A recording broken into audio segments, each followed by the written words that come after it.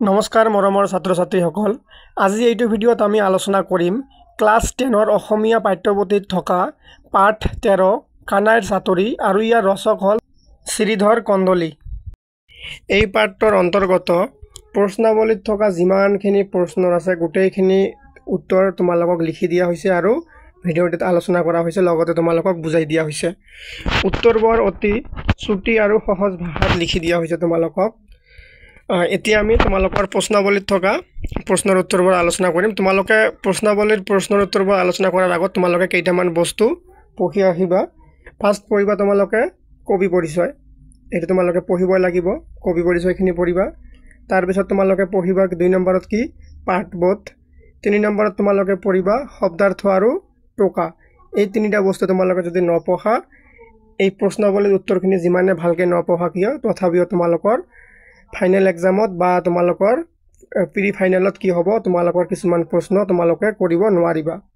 কাৰণ তোমালোকৰ কবি পৰিচয়ৰ পৰা প্ৰতিটো কবি পৰিচয়ৰ পৰা এটাৰ পৰা দুটা শৰ্ট কুৱেশ্যনছ অহাৰ সম্ভাৱনা থাকে আৰু প্ৰতিটো এক্সামত তোমালোকক এটা 5 মাৰ্কছৰ কবি পৰিচয় লিখিব দিয়ে। সেইকাৰণে তোমালোকে গোটেইকেইটা কবি পৰিচয় প্ৰতিটো পাঠ পঢ়াৰ সময়ত তোমালোকে কবি পৰিচয়খিনি পঢ়ি লোৱা খুবেই ইম্পৰ্টেণ্ট হয়। তোমালোকে এইখিনি বস্তু এই তিনিটা বস্তু পঢ়ি ল'বা। ফাৰ্ষ্ট কবি পৰিচয়, এই 2 নম্বৰটো নপঢ়িলে হ'ব পাঠবোধ। কবি পৰিচয় আৰু শব্দাৰ্থ আৰু টোকা এই দুটা বস্তু তোমালোকে 100% পঢ়িব লাগিব, নহ'লে প্ৰব্লেম হ'ব যিহেতু তোমালোকে মেট্ৰিক ফাইনেল দিবা। চ' তোমালোকৰ এতিয়া আমি আৰম্ভ কৰিম। প্ৰশ্নাৱলীৰ প্ৰথমত আছে ভাৱ বিষয়ক, 1 নম্বৰত দিয়া আছে চমুকৈ প্ৰশ্নৰ উত্তৰ দিয়া। ক নম্বৰ প্ৰশ্ন, কৃষ্ণক টোপনিৰ পৰা জগাবলৈ কোনে আশী যশোদাক কৈছিল? উত্তৰ হ'ব কৃষ্ণক টোপনিৰ পৰা জগাবলৈ গোপ শিশুসকল আশী যশোদাক কৈছিল। খ নম্বৰ প্ৰশ্ন, কৃষ্ণই কিমান দিন টোপনিৰ পৰা নুঠাকৈ আৰু নোখোৱাকৈ থাকিব বুলি মাকক জনাইছিল? ইয়াৰ উত্তৰ হ'ব কৃষ্ণই চাবি 5 দিনলৈ টোপনিৰ পৰা নুঠাকৈ আৰু নোখোৱাকৈ থাকিব বুলি মাকক জনাইছিল। গ নম্বৰ প্ৰশ্নত আছে তোমালোকৰ কি দেৱতাসকলক অমৃত খুৱাবলৈ কৃষ্ণই কি ৰূপ ধাৰণ কৰিছিল? উত্তৰ হ'ব দেৱতাসকলক অমৃত খুৱাবলৈ কৃষ্ণই মোহিনী ৰূপ ধাৰণ কৰিছিল। নেক্সট তোমালোকৰ প্ৰশ্ন আছে কপিল মুনিৰ মাতৃ কোন আছিল? ইয়াৰ উত্তৰ হ'ব কপিল মুনিৰ মাতৃ আছিল দেৱহূতি। তাৰপিছত তোমালোকৰ আছে কি ৰূপ ধাৰণ কৰি কৃষ্ণই বলিক ছলনা কৰিছিল? ইয়াৰ উত্তৰ হ'ব বামনৰ ৰূপ ধাৰণ কৰি কৃষ্ণই বলিক ছলনা কৰিছিল। তাৰপিছত তোমালোকৰ দ্বিতীয় নম্বৰ প্ৰশ্ন, তথাপি তহকে দেশন্তৰ দৰত উৰি যায় মোৰ জীউ। এই কথাষাৰ কাৰ উক্তি? কাক দেখি কিয় তেওঁৰ ভয়তে জীউ উৰি যায় বুজাই লিখা। উত্তৰ হ'ব এই কথাষাৰ শ্ৰীকৃষ্ণৰ উক্তি। শ্ৰীকৃষ্ণই মাকক উদ্দেশ্য কৰি কথাষাৰ কৈছে। শ্ৰীকৃষ্ণ জগতৰ পতি, বিষ্ণুৰ অৱতাৰ। বিষ্ণুৱে এই 3 ভগৱানৰ সৃষ্টি কৰিছে। তেওঁৱেই অনন্ত ব্ৰহ্মাৰ অজন কবি প্ৰতিপালন কৰি আছে আৰু আত্মাৰূপে সকলোকে ধৰি আছে। ব্ৰহ্মা আদি কৰি সকলো চৰ্চাৰে তেওঁত সেৱা কৰে। অনন্ত শয্যাত নাৰায়ণ ৰূপে থাকি পদ্মনাভত ব্ৰহ্মাক উপজাই দেৱৰ জ্ঞান দিছে। এইদৰে বিভিন্ন ঐশ্বৰিক মহিমা মণ্ডিত শ্ৰীকৃষ্ণই যশোদাক আৰু গোপী শিশুসকলৰ ওচৰত মানৱীয় লীলা খেলা প্ৰদৰ্শন কৰিছে। জগতৰ কাৰণস্বৰূপ নাৰায়ণ হৈও তেওঁ মাকৰ ভয়ত থাকিব লাগে। তাৰপিছত কি কৈছে, এদিনাখন ৰাতিপুৱা ভকতসকল শ্ৰীকৃষ্ণ শুই থাকোঁতে, শুই থাকোঁতে গোপ শিশুসকলে খেলিবৰ বাবে শ্ৰীকৃষ্ণক জগাই দিবলৈ মাতৃ যশোদাক অনুৰোধ কৰিলে। তাকে শুনি মাতৃ কৃষ্ণক মাতিবলৈ ল'লে আৰু কিহৰ ভাগৰত্ন কৃষ্ণই ইমান দেৰিলৈকে শুই থাকিব লাগে তাকে কৈ খং কৰিলে। সেই কথা শুনি কৃষ্ণই আৰু নজগাবলৈ মাকক অনুনয় কৰিলে। তেওঁ 4-5 দিন আৰু গৰু চৰিবলৈ নগৈ নাখাই নলৈ শুই থাকিব বুলি ক'লে। কাৰণ তেওঁ আৰু যশোদাই তেওঁৰ মূৰত জাপি দিয়া কলংকৰ বোজা সহ্য কৰিব নোৱাৰে। তেওঁ নাৰায়ণ আৰু যশোদা সামান্য গোৱালৰ যি তথাপি যশোদাক দেখিলে তেওঁৰ ভয়তে জীৱ উৰি যায়। 3 নম্বৰ প্ৰশ্ন, মোহিনী স্বৰূপে অমৃত পিয়াল সাদিল দেৱৰ কাম। কোনে মোহিনী স্বৰূপ ধাৰণ কৰিছিল? তেওঁ কাক অমৃত খুৱাই দেৱতাৰ কাৰ্য সাধন কৰিছিল? খৰচী মাৰি লিখা। ইয়াৰ উত্তৰ হ'ব ভগৱান বিষ্ণুৱে মোহিনী ৰূপ ধাৰণ কৰিছিল। তেওঁ দেৱতাক অমৃত খুৱাই দেৱতাৰ কাৰ্য সাধন কৰিছিল। কি হৈছিল? এবাৰ দেৱতা আৰু অসুৰসকলে সাগৰ মন্থন কৰিছিল আৰু সাগৰ মন্থন কৰোঁতে উৎপন্ন হোৱা অমৃত খাবৰ বাবে দেৱতা আৰু অসুৰবিলাকৰ অমৃত খাবলৈ পায়।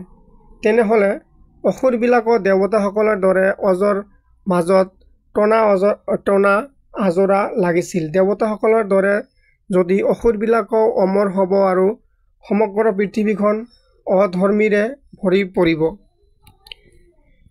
সেইবাবে দেৱকাৰ্য সাধন কৰিবলৈ ভগৱান বিষ্ণুৱে মোহিনী ৰূপ ধাৰণ কৰিছিল, অমৃত খাই শেষ কৰিছিল।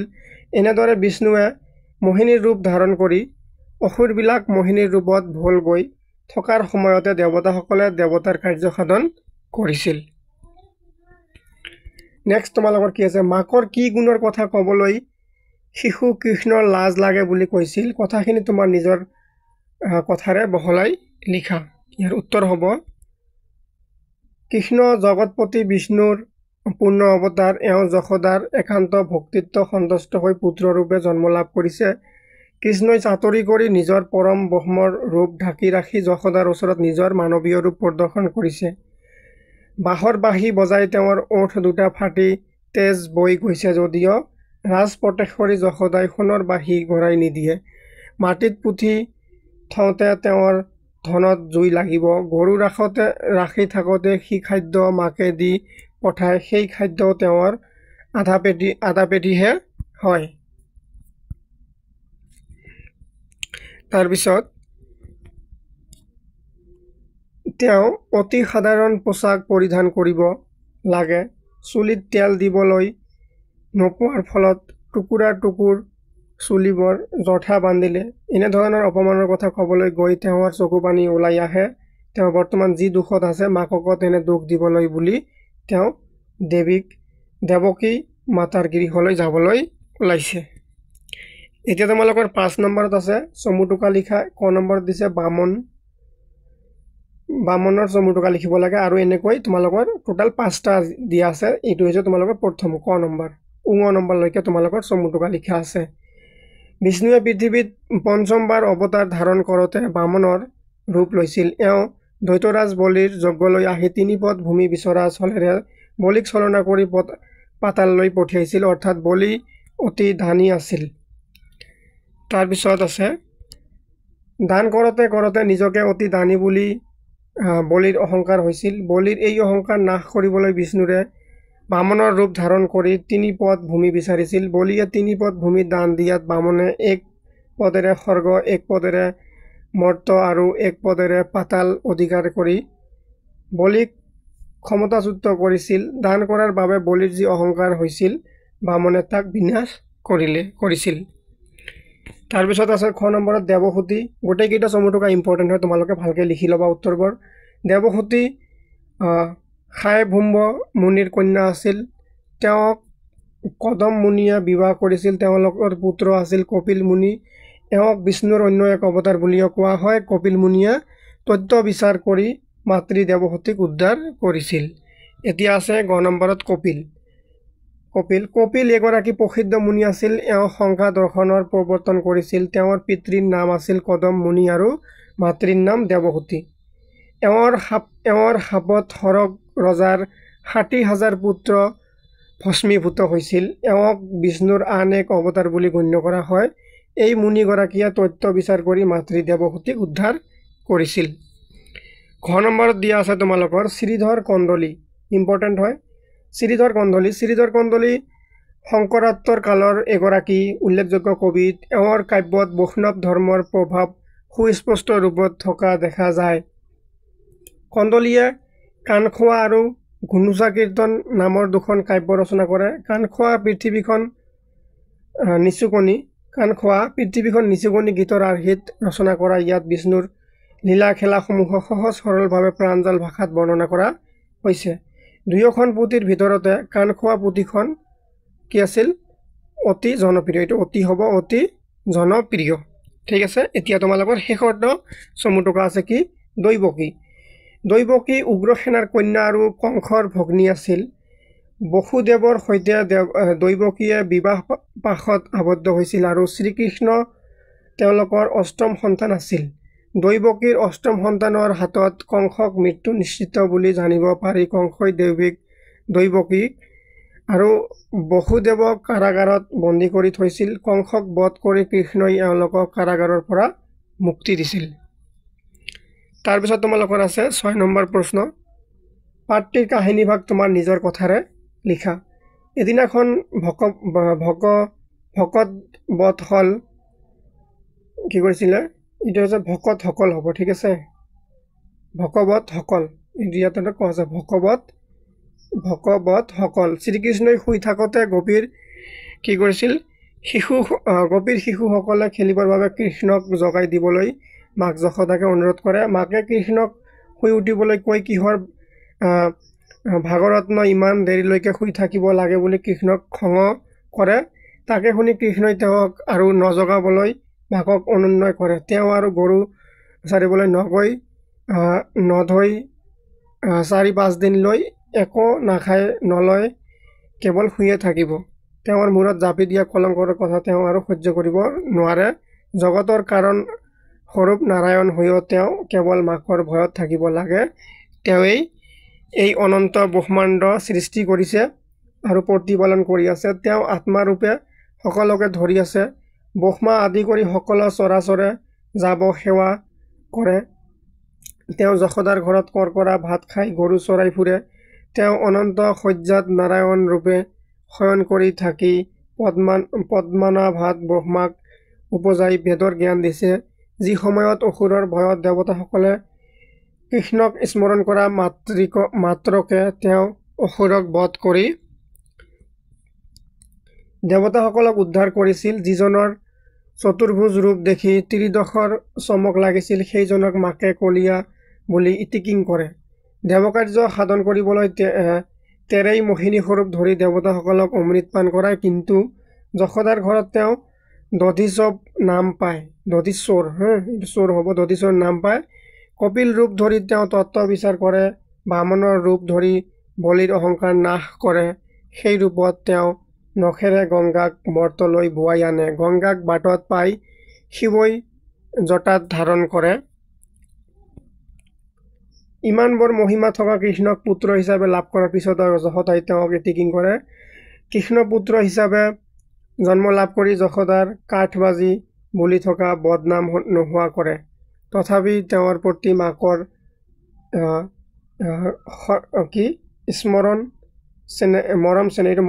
মৰম চেনেহ নাই। বাঁহৰ বাঁহী বজাই ওঠ ফাটি তেজ ওলাই যোৱাৰ পিছতো ৰাজপটেশ্বৰী যশোদাই কৃষ্ণক সোণৰ বাঁহী ঘূৰাই নিদিয়ে। মাটিত অনুপতি যাওঁতে তেওঁৰ ধনত জুই লাগিব। গৰু চৰাই থাকোঁতে মাকে যি খাদ্য নদী পঠায় সেই খাদ্য তেওঁৰ আধা পেটীয়া হয়। গৰু চৰাই থাকোঁতে কাঁইটীয়া বনে গোটেই দেহটো বিন্ধি পেলায়। কিন্তু তেওঁ অতি সাধাৰণ বস্ত্ৰহে পিন্ধিবলৈ পায়। চুলিত তেল নাই। কুটুৰা চুলিবোৰ জঠা বান্ধিলে। ইমান অপমান পোৱাৰ পিছত কৃষ্ণই যি দুখত আছে মাককো তেনে দুখ দিবলৈ থিৰাং কৰি দৈৱকী আইৰ ঘৰলৈ গুচি যাব খুজিলে। কৃষ্ণৰ এই কথা তেতিয়া কৃষ্ণই আনন্দিত মনেৰে এক জাপে মাকৰ কোলাত উঠি পৰম আনন্দিত মনেৰে স্তনপান কৰিবলৈ ধৰিলে। এইদৰে জগত ঈশ্বৰ শ্ৰীকৃষ্ণৰ মানৱীয় ৰূপ পাঠটিত সুন্দৰকৈ প্ৰকাশ হৈছে। 7 নম্বৰ প্ৰশ্নত আছে কৃষ্ণই বিভিন্ন সময়ত কি অৱতাৰ ধাৰণ কৰি কেনে কাৰ্য সাধন কৰিছিল পাঠৰ আলমত বৰ্ণনা কৰা। উত্তৰ হ'ব কৃষ্ণই বিভিন্ন সময়ত বিভিন্ন অৱতাৰ ধাৰণ কৰিছিল আৰু তাৰ দ্বাৰা বিবিধ কাৰ্য সমাধা কৰিছিল। তেওঁ নিজ ৰূপ ধাৰণ কৰি এই অনন্ত ব্ৰহ্মাণ্ডখন সৃষ্টি কৰিছে আৰু জগতখন আত্মাৰূপে প্ৰতিপালন কৰি আছে। নাৰায়ণ ৰূপে অনন্ত শয্যাত জলত শয়ন কৰি পদ্মনাভত ব্ৰহ্মাক উপজাই বেদৰ জ্ঞান দিলে। চতুৰ্ভুজ ৰূপ ধাৰণ কৰি অসুৰৰ ভয়ত সম্ভ্ৰষ্ট দেৱতাসকলক উদ্ধাৰ কৰে। কৃষ্ণই সেই ৰূপ দেখি ত্ৰিদিশ চমকি উঠে। মোহিনী ৰূপ ধাৰণ কৰি দেৱতাসকলে অমৃত পান কৰায়। কপিলৰ ৰূপ ধৰি কদম ঋষিৰ ঘৰত অৱতাৰ গ্ৰহণ কৰে আৰু তত্ত্ব বিচাৰ কৰি দেৱহূতি মাতৃক উদ্ধাৰ কৰে। বামন ৰূপ ধাৰণ কৰি বলি ৰজাক ছলনা কৰে। বলি ৰজাই নিজকে অতি ধনী বুলি অহংকাৰ কৰিছিল, গতিকে এই দৰ্প চূৰ্ণ কৰিবলৈ বামনে বলিক বিলাস কৰে। 8 নম্বৰত দি আছে, কবিতাটোত কাঠবাজি বুলি কাক কৈছে? ইয়াৰ অৰ্থ কি? এই অপবাদৰ পৰা তেওঁক কোনে ৰক্ষা কৰিলে? উত্তৰ হ'ব, কবিতাটোত কাঠবাজি বুলি যশোদাক কৈছে। কাঠবাজি শব্দৰ অৰ্থ হৈছে যি তিৰোতাৰ মাত্ৰ এটি সন্তান জন্ম পায়, সেই তিৰোতাক কাঠবাজি বুলি কোৱা হয়। যশোদা কাঠবাজি বুলি জগতে হাঁহিছিল, কিন্তু কৃষ্ণই তেওঁৰ ঘৰত জন্ম লৈ তেওঁক এই অপবাদৰ পৰা ৰক্ষা কৰিলে। এতিয়া তোমালোকৰ 9 নম্বৰত আছে তাৎপৰ্য ব্যাখ্যা কৰা। ক নম্বৰ ব্যাখ্যা আছে, কাঠবাজি বুলি জগতে হাঁহয় দেখিলে সুমৰে হৰি মই আহি তোৰ ঘৰে পুত্ৰ ভৈল শীত দুখ দূৰ কৰি। ইয়াৰ উত্তৰ হ'ব, উক্ত কবিতাভাগি আমাৰ পাঠ্যপুথি সাহিত্য চয়নিকা আৰু অন্তৰ্গত শ্ৰীধৰ কন্দলীয়ে ৰচনা কৰা কানাইৰ চাতুৰী নামৰ কবিতাটিৰ পৰা উদ্ধৃত কৰা হৈছে। উক্ত কবিতাটোৰ দ্বাৰা কবিয়ে জগতপতি শ্ৰীকৃষ্ণৰ মানৱীয় ৰূপটো সুন্দৰকৈ ফুটাই তুলিছে। সাধাৰণ শিশুৰ এটিৰ দৰে তেওঁ মাকৰ ওপৰত খং অভিমান কৰিছে। এদিনাখন ৰাতিপুৱা গোপী শিশুসকলে খেল খেলিবৰ বাবে কৃষ্ণক জগাই দিবলৈ মাতৃ যশোদাক অনুৰোধ কৰিলে। তাকে শুনি মাকে কৃষ্ণক সোনকালে উঠিবলৈ ক'লে। কিহৰ ভাগৰত তেওঁ ইমান দেৰিলৈকে শুই থাকিব লাগে তাকে কৈ ক্ষমা কৰিলে। তেতিয়া কৃষ্ণৰ মাকৰ ওপৰত অভিমান হ'ল। তেওঁ মাকক আৰু তেওঁক নজগাবলৈ কৈ 4-5 দিনলৈ একো নাখায় কেৱল শুয়ে থাকিব বুলি ক'লে। মাকে তেওঁৰ মূৰত জাপি দিয়া কলংকৰ বোজা তেওঁ আৰু সহ্য কৰিব নোৱাৰে। তাৰপিছত জগতৰ কাৰণস্বৰূপ নাৰায়ণ হৈও তেওঁ মাকৰ ভয়তে থাকিব লাগে। তেওঁ এই ব্ৰহ্মাণ্ডৰ সৃজন কৰতা আৰু পালন কৰতা, তেওঁই সকলোৰে আত্মা। ব্ৰহ্মা আদি দেৱতাই তেওঁক যাক সেৱা কৰে, তেওঁ যশোদাৰ ঘৰত কৰকৰা ভাত খাই গৰু চৰাই ফুৰে। যিজনে ত্ৰিদিশ চমক লগোৱা চতুৰ্ভুজ ধৰি অসুৰৰ ভয়ত শ্ৰোতমান দেৱতাসকলক উদ্ধাৰ কৰিছিল, সেইজনক মাকে কলীয়া বুলি ঠাট্টা কৰে। যিজনে দেৱৰ কাৰ্য সাধনৰ অৰ্থে মোহিনীৰ ৰূপ ধাৰণ কৰিছিল, দেৱতাসকলক অমৃত পান কৰাই তেওঁ যশোদাৰ ঘৰত দধিচৰ নাম পায়। কপিল ৰূপ ধাৰণ কৰি তেওঁ তত্ত্ব বিচাৰ কৰে। বামনৰ ৰূপ ধাৰণ কৰি বলি ৰজাৰ অহংকাৰ নাশ কৰে। সেই ৰূপত তেওঁ নখৱে গংগাক মৰ্ত্যলৈ বোৱাই আনে। গতিকে ইমানবোৰ মহিমা থকা পুত্ৰ কৃষ্ণক যশোদাই ইতিকিং কৰে। যশোদা জগতে কাঠবাজি বুলি হাঁহিছিল, কিন্তু কৃষ্ণই জন্ম লাভ কৰি যশোদাৰ সেই দুখ নোহোৱা কৰে। তথাপি তেওঁৰ প্ৰতি যশোদাৰ অকণো মৰম চেনেহ নাই। ভগৱান ভক্তৰ অধীন যশোদাই একান্ত ভক্তিৰ বলত জগতৰ প্ৰতি কৃষ্ণক পুত্ৰ হিচাপে লাভ কৰিবলৈ পাৰিছে। কৃষ্ণই বিভিন্ন ধৰণে চাতুৰি কৰি নিজৰ পৰম ব্ৰহ্মাত্মৰ ৰূপ ঢাকি ৰাখি সাধাৰণ মানৰ শিশুৰ ৰূপ ধৰে যশোদাৰ ওচৰত মান অভিমান খং বোধ আদি কৰিছে। খ নম্বৰত আছে, মোহিনী স্বৰূপে অমৃত পিয়াল সাধিল দেৱৰ কাম, তোমাৰ ঘৰে আহি বৰ যশ পাইল লৈল দধিচৰ নাম। ইয়াৰ উত্তৰ কি হ'ব? উক্ত কবিতাভাগি আমাৰ পাঠ্যপুথি সাহিত্য চয়নিকাৰ অন্তৰ্গত শ্ৰীধৰ কন্দলীয়ে ৰচনা কৰা কানাইৰ চাতুৰী নামৰ কবিতাটোৰ পৰা তুলি দিয়া হৈছে। এবাৰ দেৱতা আৰু অসুৰবিলাকে সাগৰ মন্থন কৰিছিল। সাগৰ মন্থন কৰোঁতে উৎপন্ন হোৱা অমৃত খাবৰ বাবে দেৱতা আৰু অসুৰৰ মাজত হেতা উপৰা লাগিছিল। দেৱতাসকলৰ সৈতে যদি অসুৰবিলাকেও অমৃতৰ ভাগ খাবলৈ পায়, তেতিয়া অসুৰবিলাকো দেৱতাসকলৰ দৰে অজৰ অমৰ আৰু পৃথিৱীৰ অধৰ্মীৰে ভৰি পৰিব। সেইবাবে দেৱকাৰ্য সাধন কৰিবলৈ ভগৱান বিষ্ণুৱে মোহিনী ৰূপ ধাৰণ কৰিছিল। অসুৰবিলাক মোহিনী ৰূপত ভল গৈ থকাৰ সময়ত দেৱতাসকলে অমৃত পান কৰি শেষ কৰি পেলাইছিল। সেইজন বিষ্ণুৰ যশোদাৰ একান্ত ভক্তিত্ব সন্তুষ্ট হৈ নন্দগিৰিহত পুত্ৰ হিচাপে জন্ম লাভ কৰিছে। মানৱীয় ৰূপ প্ৰদৰ্শন কৰি তেওঁ মাকৰ লগত ঠেহ পেচ মান অভিমান কৰিছে। দেৱতাসকলক অমৃত পান কৰোৱা বিষ্ণুৱে নন্দৰ গিৰিহত দধিচৰ নাম লৈছে। এইদৰে কৃষ্ণই চাতুৰি কৰি নিজৰ পৰম ব্ৰহ্মত্বৰ ৰূপ ঢাকি ৰাখি নিজৰ মানৱীয় ৰূপ প্ৰদৰ্শন কৰিছে। এতিয়া আছে তোমালোকৰ গ নম্বৰ ব্যাখ্যা। মই নাৰায়ণ জগত কাৰণ তুমি গোৱালৰ জীৱ, তথাপি তোহাক দেশন্তৰ দৰত উৰি যায় মোৰ জীৱ। এইখিনি কৰিব লাগে আৰু এই ব্যাখ্যাটো ইম্পৰ্টেণ্ট হয় তোমালোকৰ কাৰণে। উক্ত কবিতা ভাষী আমাৰ পাঠ্যপুথি সাহিত্য চয়নিকাৰ অন্তৰ্গত শ্ৰীধৰ